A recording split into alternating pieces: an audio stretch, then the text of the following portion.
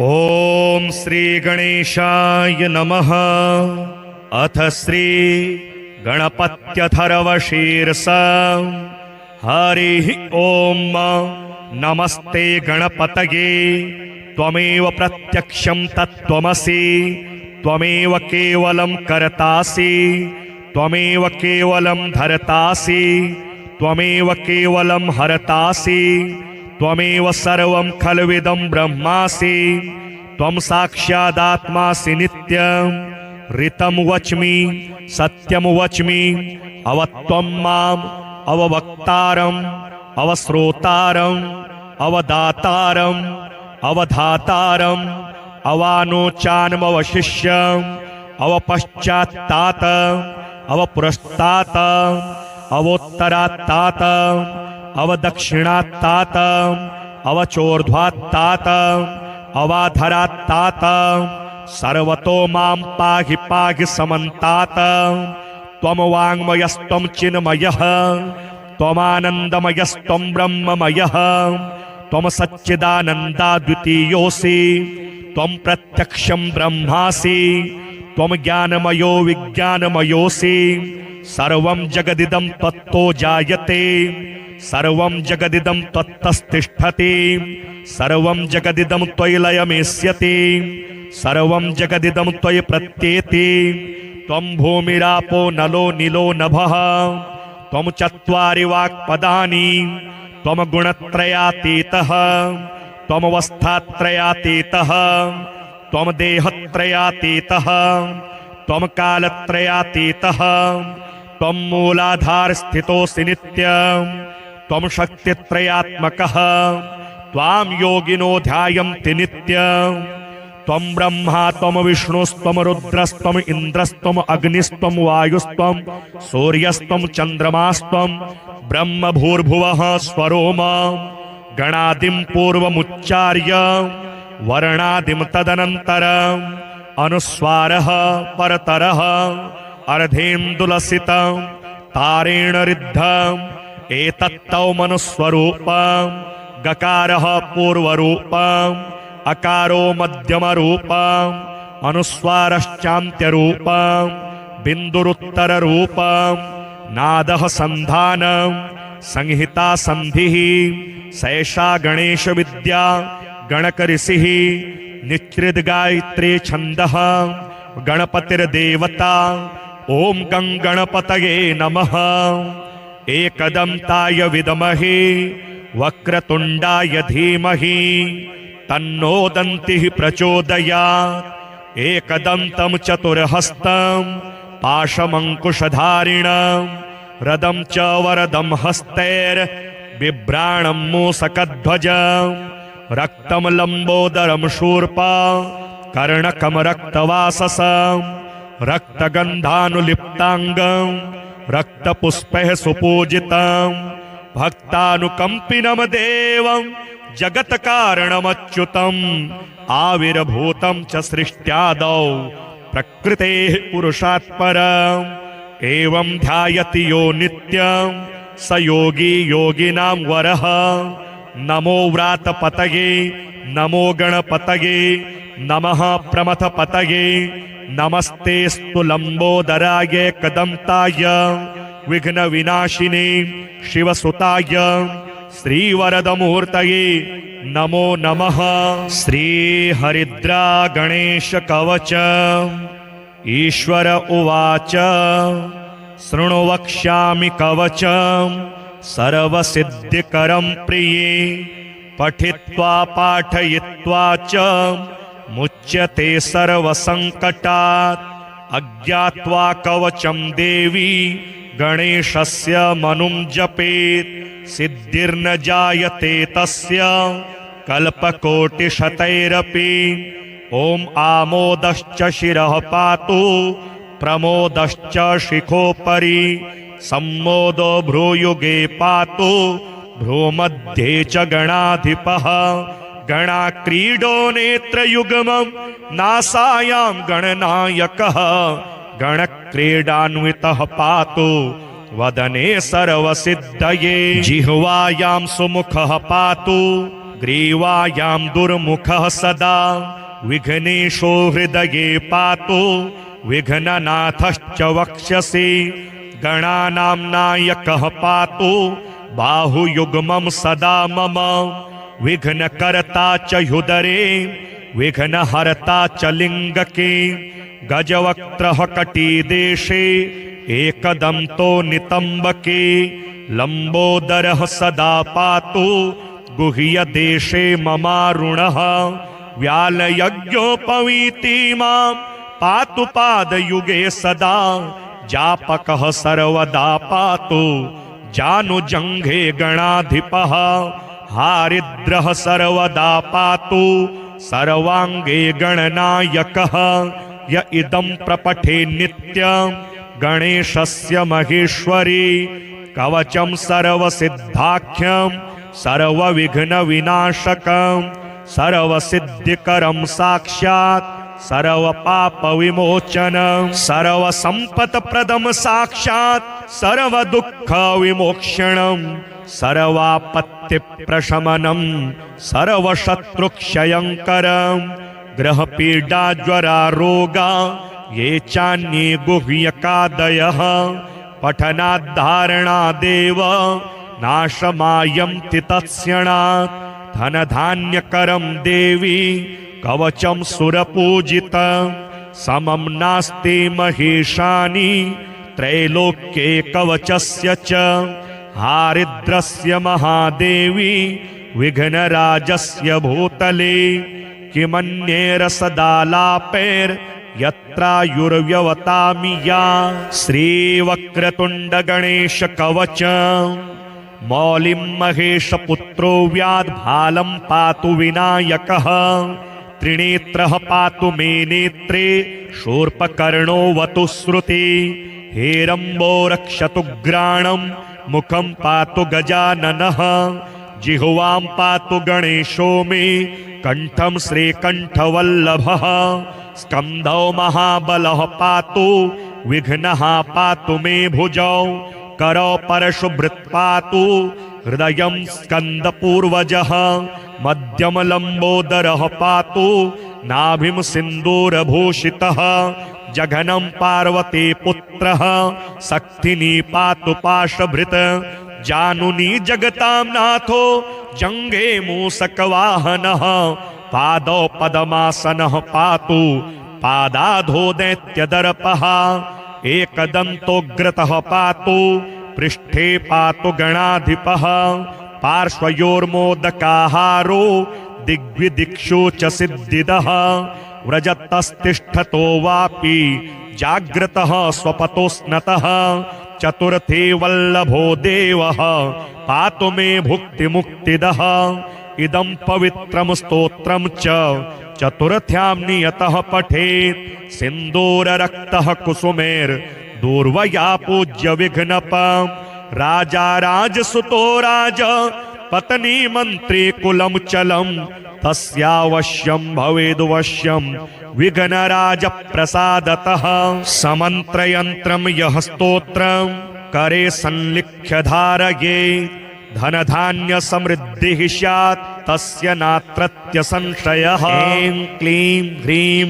वक्रतुण्डाय हुं रसलक्ष्यं सदैकाग्र्यः षडङ्गन्यासपूर्वकम् भूत्वा तदन्ते विधिवत् दष्टद्रव्यं पयोधृतं यं यं काममविद्यायन् कुरुते कर्म किञ्चन तं तं सर्वमवाप्नोति वक्रतुण्डप्रसादतः भृगुप्रणीतं यः स्तोत्रं पठते भुवि मानवः भवेदव्याहतैश्वर्यः स गणेशप्रसादतः हरिः ॐ नमस्ते गणपतये त्वमेव प्रत्यक्षं तत्त्वमसि त्वमेव केवलं कर्तासि त्वमेव केवलं धर्तासि त्वमेव केवलं हर्तासि त्वमेव सर्वं खल्विदं ब्रह्मासि त्वं साक्षादात्मासि नित्यं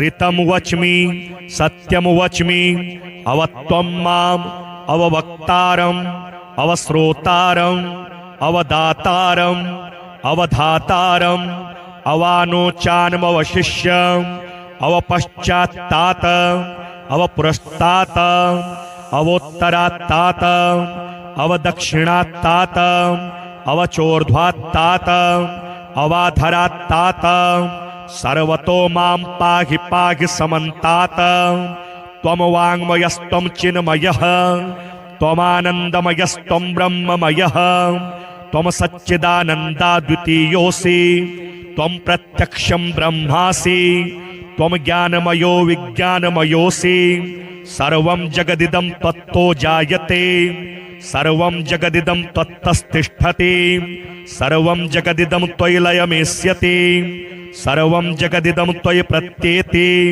त्वं भूमिरापो नलो नीलो नभः त्वं चत्वारि वाक्पदानि त्वं गुणत्रयातीतः त्वमवस्थात्रयातीतः त्वं देहत्रयातीतः त्वं कालत्रयातीतः त्वं मूलाधारस्थितोऽसि नित्यं त्वं शक्तित्रयात्मकः त्वां योगिनो ध्यायन्ति नित्यं त्वं ब्रह्मा त्वं विष्णुस्त्वं रुद्रस्त्वं इन्द्रस्त्वं अग्निस्त्वं वायुस्त्वं सूर्यस्त्वं चन्द्रमास्त्वं ब्रह्म भूर्भुवः स्वरोम गणादिं पूर्वमुच्चार्य वर्णादिं तदनन्तरम् अनुस्वारः परतरः अर्धेन्दुलसितं तारेण रिद्धम् एतत्तौ मनुस्वरूपम् गकारः पूर्वरूपम् अकारो मध्यमरूपम् अनुस्वारश्चान्त्यरूपम् बिन्दुरुत्तररूपम् नादः सन्धानम् संहिता सन्धिः सैषा गणेश विद्या गणकऋषिः निच्रित गायत्री छन्दः गणपतिर्देवता ओम गं गणपतये नमः। एकदन्ताय विद्महे वक्रतुण्डाय धीमहि तन्नो दन्तिः प्रचोदयात्। एकदन्तं चतुर्हस्तं पाशमङ्कुशधारिणं रदं च वरदं हस्तैर्बिभ्राणं मूषकध्वजं रक्तं लम्बोदरं शूर्पा कर्णकं रक्तवाससं रक्तगन्धानुलिप्ताङ्गं रक्तपुष्पैः सुपूजितं भक्तानुकम्पिनं देवं जगत्कारणमच्युतम् आविर्भूतं च सृष्ट्यादौ प्रकृतेः पुरुषात् परम्। एवं ध्यायति यो नित्यं स योगी योगिनां वरः। नमो व्रातपतये नमो गणपतये नमः प्रमथपतये नमस्तेस्तु लम्बोदराय एकदन्ताय विघ्नविनाशिने शिवसुताय श्रीवरदमूर्तये नमो नमः। श्रीहरिद्रा गणेश कवच। ईश्वर उवाच शृणु वक्ष्यामि कवचं सर्वसिद्धिकरं प्रिये पठित्वा पाठयित्वा च मुच्यते सर्वसङ्कटात्। अज्ञात्वा कवचं देवी गणेशस्य मनुं जपेत् सिद्धिर्न जायते तस्य कल्पकोटिशतैरपि। ॐ आमोदश्च शिरः पातु प्रमोदश्च शिखोपरि सम्मोदो भ्रूयुगे पातु भ्रूमध्ये च गणाधिपः। गणाक्रीडो नेत्रयुग्मं नासायां गणनायकः गणक्रीडान्वितः पातु वदने सर्वसिद्धये। जिह्वायां सुमुखः पातु ग्रीवायां दुर्मुखः सदा विघ्नेशो हृदये पातु विघ्ननाथश्च वक्ष्यसि। गणानां नायकः पातु बाहुयुग्मं सदा मम विघ्नकर्ता च ह्युदरे विघ्नहर्ता च लिङ्गके। गजवक्त्रः कटिदेशे एकदन्तो नितम्बके लम्बोदरः सदा पातु गुह्यदेशे ममारुणः। व्यालयज्ञोपवीति मां पातु पादयुगे सदा जापकः सर्वदा पातु जानुजङ्घे गणाधिपः। हारिद्रः सर्वदा पातु सर्वांगे गणनायकः य इदं प्रपठे नित्यं गणेशस्य महेश्वरी कवचं सर्वसिद्धाख्यं सर्वविघ्नविनाशकं सर्वसिद्धिकरं साक्षात् सर्वपापविमोचनं सर्वसम्पत्प्रदं साक्षात् सर्वदुःखविमोक्षणं सर्वापत्तिप्रशमनं सर्वशत्रुक्षयङ्करं ग्रहपीडाज्वरारोगा ये चान्ये गुह्यकादयः पठनाद्धारणादेव नाशमायन्ति तत्क्षणात् धनधान्यकरं देवी कवचं सुरपूजितं समं नास्ति महेशानि त्रैलोक्ये कवचस्य च हारिद्रस्य महादेवी विघ्नराजस्य भूतले किमन्येरसदालापैर्यत्रायुर्व्यवतामि या श्रीवक्रतुण्डगणेशकवचं मौलिं महेशपुत्रो व्याद्भालं पातु विनायकः त्रिनेत्रः पातु मे नेत्रे शूर्पकर्णोऽवतु श्रुति हेरम्बो रक्षतु ग्राणं मुखं पातु गजाननः जिह्वां पातु गणेशो मे कंठं श्रीकण्ठवल्लभः स्कन्धौ महाबलः पातु विघ्नः पातु मे भुजौ करौ परशुभृत् पातु हृदयं स्कन्दपूर्वजः मध्यम लंबोदरः पातु नाभिं सिन्दूरभूषितः जघनं पार्वती पुत्रः शक्तिनी पातु पाशभृत् जानुनी जगतां नाथो जंघे मूषकवाहनः पादौ पद्मासनः पातु पादाधो दैत्यदर्पः एकदन्तोग्रतः पातु पृष्ठे पातु गणाधिपः पार्श्वयोर्मोदकाहारो दिग्विदिक्षु च सिद्धिदः व्रजतस्तिष्ठतो वापि जाग्रतः स्वपतोस्नतः चतुर्थे वल्लभो देवः पातु मे भुक्तिमुक्तिदः इदं पवित्रं स्तोत्रं च चतुर्थ्यां नियतः पठेत् सिन्दूररक्तः कुसुमेर्दूर्वया पूज्य विघ्नपम् राजा राजसुतो राज पत्नी मंत्री कुलं चलं तस्यावश्यं भवेद्वश्यं विघ्नराज प्रसादतः समन्त्रयन्त्रं यः स्तोत्रं करे संलिख्य धारये धनधान्य समृद्धिः स्यात् तस्य नात्रत्य संशयः ऐं क्लीं ह्रीं वक्रतुण्डाय हुं रसलक्ष्यं सदैकाग्र्यः षडङ्गन्यासपूर्वकं भूत्वा तदन्ते विधिवत् दष्टद्रव्यं पयोधृतं यं यं काममविद्यायन् कुरुते कर्म किञ्चन तं तं सर्वमवाप्नोति वक्रतुण्डप्रसादतः भृगुप्रणीतं यः स्तोत्रं पठते भुवि मानवः भवेदव्याहतैश्वर्यः स गणेश प्रसादतः। हरिः ओम नमस्ते गणपतये त्वमेव प्रत्यक्षं तत्त्वमसि त्वमेव केवलं कर्तासि त्वमेव केवलं धर्तासि त्वमेव केवलं हरतासि त्वमेव सर्वं खल्विदं ब्रह्मासि त्वं साक्षादात्मासि नित्यं ऋतं वच्मि सत्यं वच्मि अवत्वं माम् अववक्तारम् अवश्रोतारम् अवदातारम् अवधातारम् अवानोचानमवशिष्यम् अवपश्चात्तात अवपुरस्तात अवोत्तरात्तात अवदक्षिणात्तात अवचोर्ध्वात्तात अवाधरात्तात सर्वतो मां पाहि पाहि समन्तात त्वं वाङ्मयस्त्वं चिन्मयः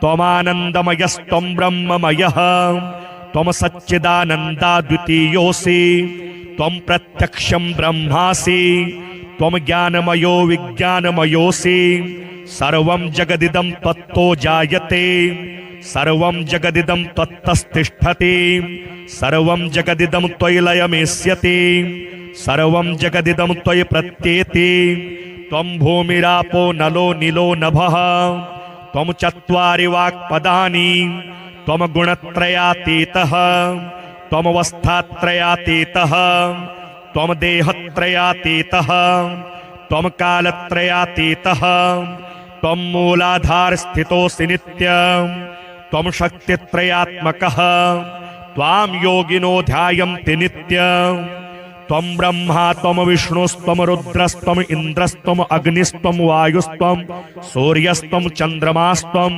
ब्रह्म भूर्भुवः स्वरोम गणादिं पूर्वमुच्चार्य वर्णादिं तदनन्तरम् अनुस्वारः परतरः अर्धेन्दुलसितं तारेण रिद्धम् एतत्तौ मनुस्वरूपं गकारः पूर्वरूपम् अकारो मध्यमरूपम् अनुस्वारश्चान्त्यरूपम् बिन्दुरुत्तररूपम् नादः सन्धानम् संहिता सन्धिः सैषा गणेश विद्या गणकऋषिः निच्रिद गायत्री छन्दः गणपतिर्देवता ओम गं गणपतये नमः एकदन्ताय विद्महे वक्रतुण्डाय धीमहि तन्नो दन्तिः प्रचोदयात् एकदन्तं चतुर्हस्तं पाशमङ्कुशधारिणं रदं च वरदं हस्तैर्बिभ्राणं मूसकध्वजं रक्तं लम्बोदरं शूर्पा कर्णकं रक्तवाससं रक्तगन्धानुलिप्ताङ्गं रक्तपुष्पैः सुपूजितं भक्तानुकम्पिनं देवं जगत्कारणमच्युतम् आविर्भूतं च सृष्ट्यादौ प्रकृतेः पुरुषात् परम् एवं ध्यायति यो नित्यं स योगी योगिनां वरः नमो व्रातपतये नमो गणपतये नमः प्रमथपतये नमस्तेस्तु लम्बोदराय कदम्ताय विघ्नविनाशिने शिवसुताय श्रीवरदमूर्तये नमो नमः। श्रीहरिद्रा गणेश कवच ईश्वर उवाच शृणु वक्ष्यामि कवचं सर्वसिद्धिकरं प्रिये पठित्वा पाठयित्वा च मुच्यते सर्वसङ्कटात् अज्ञात्वा कवचं देवी गणेशस्य मनुं जपेत् सिद्धिर्न जायते तस्य कल्पकोटिशतैरपि ॐ आमोदश्च शिरः पातु प्रमोदश्च शिखोपरि सम्मोदो भ्रूयुगे पातु भ्रूमध्ये च गणाधिपः गणाक्रीडो नेत्रयुग्मं नासायां गणनायकः गणक्रीडान्वितः पातु वदने सर्वसिद्धये जिह्वायां सुमुखः पातु ग्रीवायां दुर्मुखः सदा विघ्नेशो हृदये पातु विघ्ननाथश्च वक्ष्यसि गणानां नायकः पातु बाहुयुग्मं सदा मम विघ्नकर्ता च ह्युदरे विघ्नहर्ता च लिङ्गके गजवक्त्रः कटिदेशे एकदन्तो नितम्बके लम्बोदरः सदा पातु गुह्यदेशे ममारुणः व्यालयज्ञोपवीति मां पातु पादयुगे सदा जापकः सर्वदा पातु जानुजङ्घे गणाधिपः हारिद्रः सर्वदा पातु सर्वाङ्गे गणनायकः य इदं प्रपठे नित्यं गणेशस्य महेश्वरी कवचं सर्वसिद्धाख्यं सर्वविघ्नविनाशकं सर्वसिद्धिकरं साक्षात्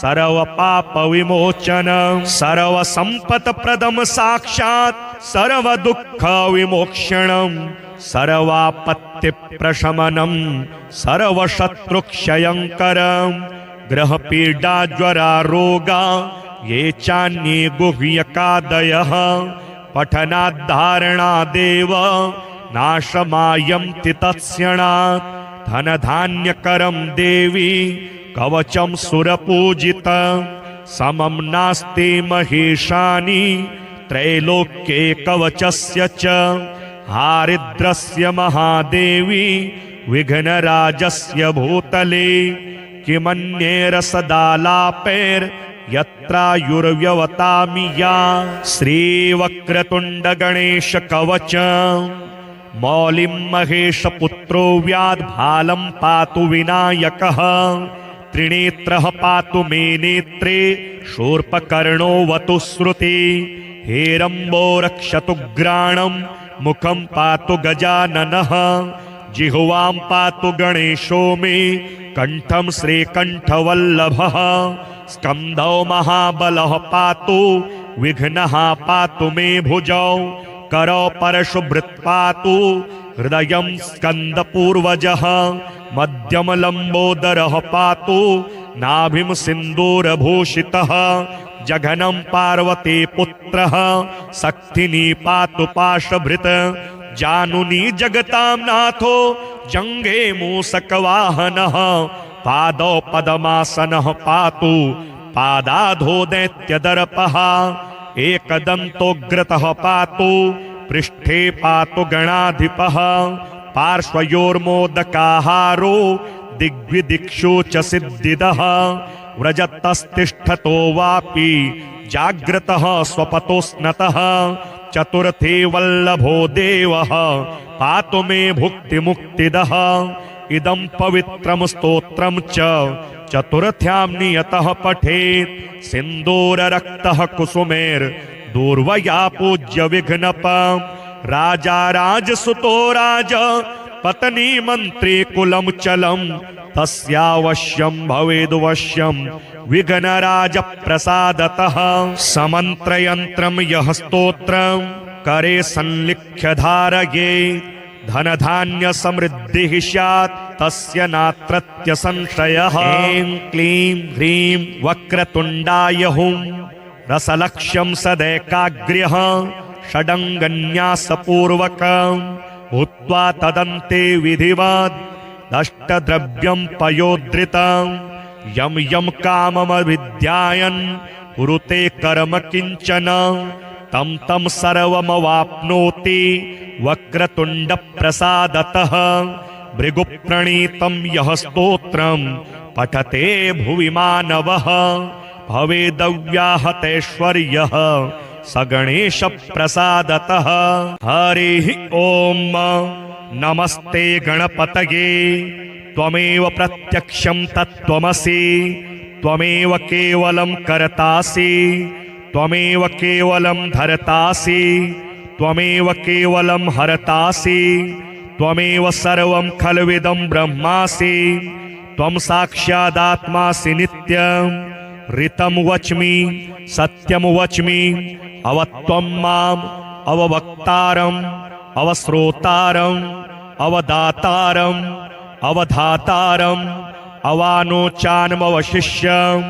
अवपश्चात्तात अवपुरस्तात अवोत्तरात्तात अवदक्षिणात्तात अवचोर्ध्वात्तात अवाधरात्तात सर्वतो मां पाहि पाहि समन्तात त्वं वाङ्मयस्त्वं चिन्मयः त्वमानन्दमयस्त्वं ब्रह्ममयः त्वं सच्चिदानन्दाद्वितीयोऽसि त्वं प्रत्यक्षं ब्रह्मासि त्वं ज्ञानमयो विज्ञानमयोऽसि सर्वं जगदिदं त्वत्तो जायते सर्वं जगदिदं त्वत्तस्तिष्ठति सर्वं जगदिदं त्वयि लयमेष्यति सर्वं जगदिदं त्वयि प्रत्येति त्वं भूमिरापो नलो नीलो नभः त्वं चत्वारि वाक्पदानि त्वं गुणत्रयातीतः त्वमवस्थात्रयातीतः त्वं देहत्रयातीतः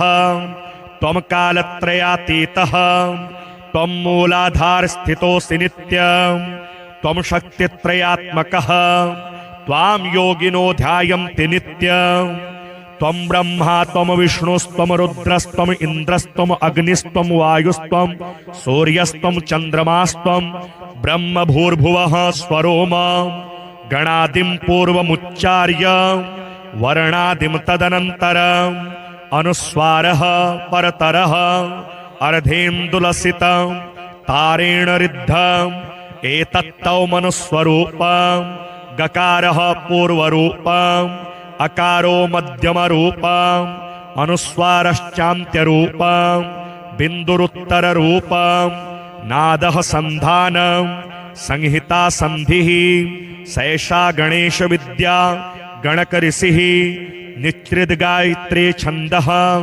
गणपतिर्देवता ओम गं गणपतये नमः। एकदन्ताय विद्महे वक्रतुण्डाय धीमहि तन्नो दन्तिः प्रचोदयात्।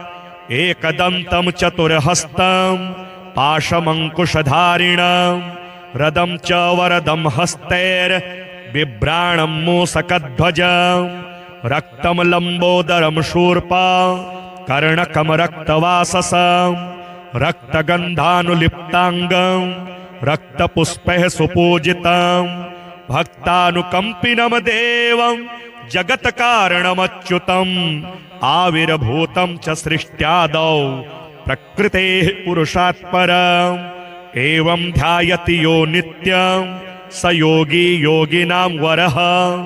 नमो व्रातपतये नमो गणपतये नमः प्रमथपतये नमस्तेस्तु लंबोदराय एकदन्ताय विघ्नविनाशिने शिवसुताय श्रीवरदमूर्तये नमो नमः। श्रीहरिद्रा गणेश कवच ईश्वर उवाच शृणु वक्ष्यामि कवचं सर्वसिद्धिकरं प्रिये पठित्वा पाठयित्वा च मुच्यते सर्वसंकटात्। अज्ञात्वा कवचं देवी गणेशस्य मनुं जपेत् सिद्धिर्न जायते तस्य कल्पकोटिशतैरपि। ॐ आमोदश्च शिरः पातु प्रमोदश्च शिखोपरि सम्मोदो भ्रूयुगे पातु भ्रूमध्ये च गणाधिपः। गणाक्रीडो नेत्रयुग्मं नासायां गणनायकः गणक्रीडान्वितः पातु वदने सर्वसिद्धये। जिह्वायां सुमुखः पातु ग्रीवायां दुर्मुखः सदा विघ्नेशो हृदये पातु विघ्ननाथश्च वक्ष्यसि। गणानां नायकः पातु बाहुयुग्मं सदा मम विघ्नकर्ता च ह्युदरे विघ्नहर्ता च लिङ्गके। गजवक्त्रः कटिदेशे एकदन्तो नितम्बके लम्बोदरः सदा पातु गुह्यदेशे ममारुणः। व्यालयज्ञोपवीति मां पातु पादयुगे सदा जापकः सर्वदा पातु जानुजङ्घे गणाधिपः। हारिद्रः सर्वदा पातु सर्वाङ्गे गणनायकः। य इदं प्रपठे नित्यं गणेशस्य महेश्वरी कवचं सर्वसिद्धाख्यं सर्वविघ्नविनाशकं सर्वसिद्धिकरं साक्षात् सर्वपापविमोचनं सर्वसम्पत्प्रदं साक्षात् सर्वदुःखविमोक्षणं सर्वापत्तिप्रशमनं सर्वशत्रुक्षयङ्करं।